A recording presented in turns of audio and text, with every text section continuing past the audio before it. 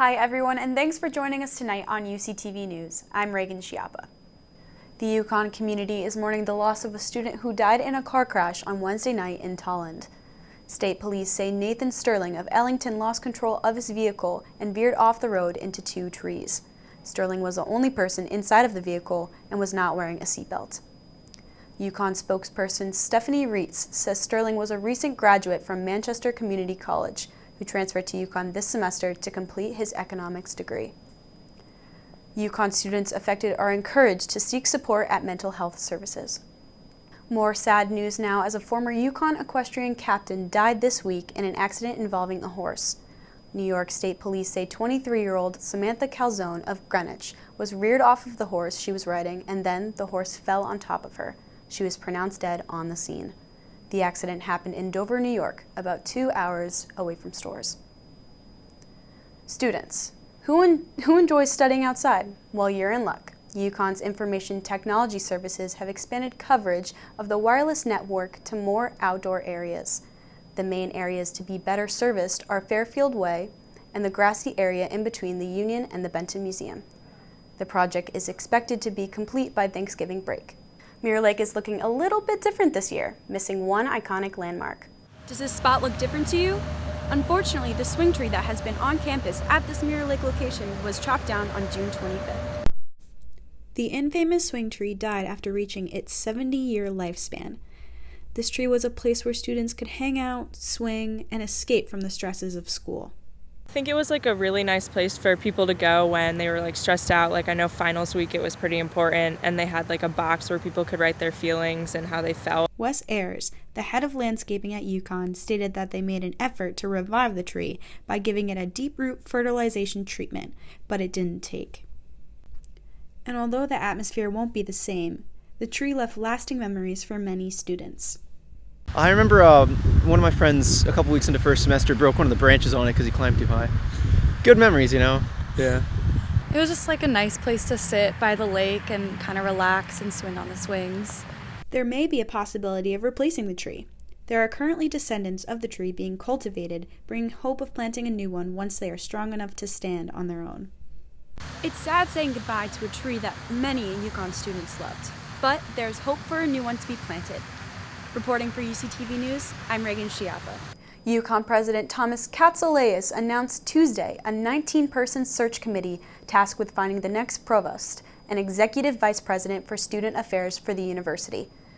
The committee includes department heads from all over the university and even a grad student. The provost will create an academic plan for the university and provide what Katsouleas calls transformational leadership. Katsouleas says he expects to name the new provost in the spring of 2020. The UConn School of Fine Arts and Engineering got a little more rich recently. UConn alum John and Donna Carnegie donated $5 million to the program, creating the Carnegie Arts and Engineering Institute. The new institute will offer classes in robotics, sound engineering, digital media, and product design. School of Fine Arts Dean Ann Dialeva says the new classes will meet the growing demand by students for classes combining fine arts and engineering. One student developed a new skill for Amazon's Alexa device. It notifies students of UConn dining hall menus and bus routes. Andrew Burns developed the Alexa skill for him and his two roommates to use in their dorm last year and decided it could be useful for all students. The skill can be accessed by asking Alexa to open My UConn app and following up with a question such as, "What's for lunch at McMahon?" Burns is currently working on a new system to track open parking spots using drone technology. UCTV News continues after a sports break.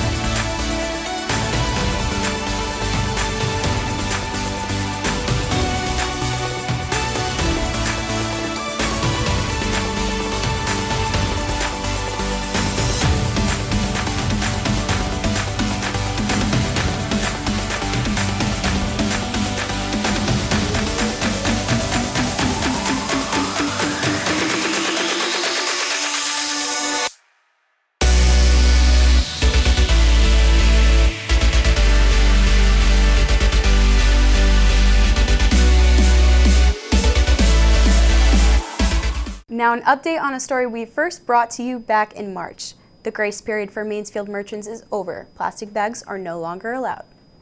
In March, the Mansfield Town Council issued the ban but allowed local businesses until this past week to use their existing plastic bags.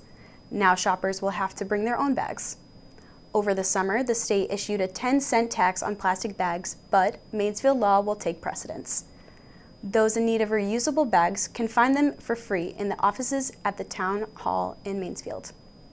A Coventry woman was killed over the weekend when a tree limb fell on her shoulder while she was riding her Harley-Davidson.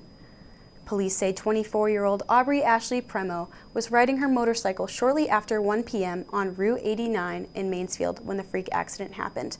She was pronounced dead on the scene. The annual Celebrate Mansfield Festival is coming up. The Mansfield Downtown Partnership hosts the annual event in downtown stores to showcase what makes the town unique, as well as bring together local community members and businesses. The event takes place this year on Saturday, September 21st from 2 to 8 p.m. in Store Center. That'll do it for us tonight here at UCTV News. Thanks for joining us and be sure to check us out on social media at UCTV News Channel 14. From all of us here at UCTV News, good night.